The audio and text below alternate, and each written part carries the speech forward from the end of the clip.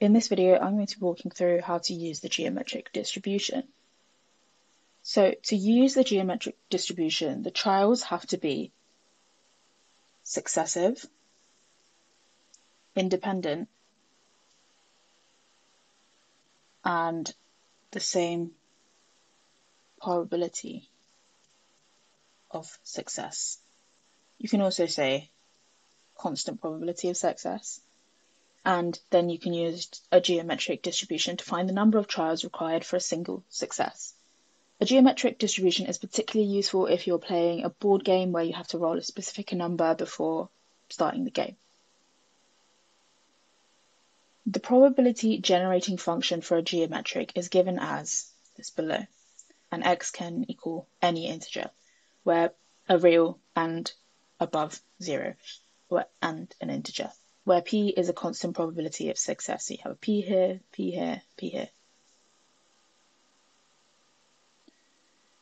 So the cumulative geometric distribution is given by here, this, where x can equal 1, 2, and 3, and there's no limit.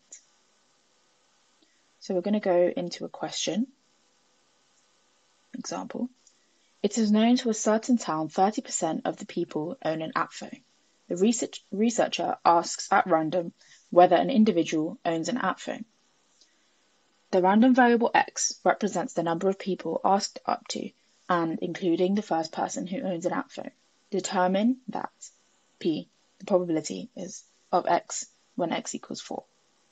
So we know that 30% is when people own an app phone, so the probability of not being successful is 0.7, and you know you want to find out when it is equal to 4. So if person 1 doesn't own an app phone, person 2 doesn't own an app phone, person 3 doesn't own an app phone, but person 4 does. Person 4 does, and this gives you 0.1029. Basically, this part A is just asking you what is the probability that the fourth person owns the app phone. Okay, and question number 2, find the probability of when x is greater than 4. So, which means the first 4 people do not own an app phone, but when x is greater than 4, there's a possibility that they will own an app phone. So it means the first 4 people don't own an app phone, which gives you 0.2401. You can also use this knowledge here, where p is than 5, and you can do some subtraction to find the answer. Okay, part 3, where p, the probability of x is less than 6.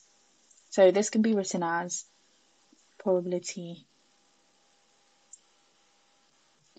and so when p is 1, 2, 3, 4, 5. Okay, and you can use this, where x is 5 and p is 0.3, and this will give you 0.8319.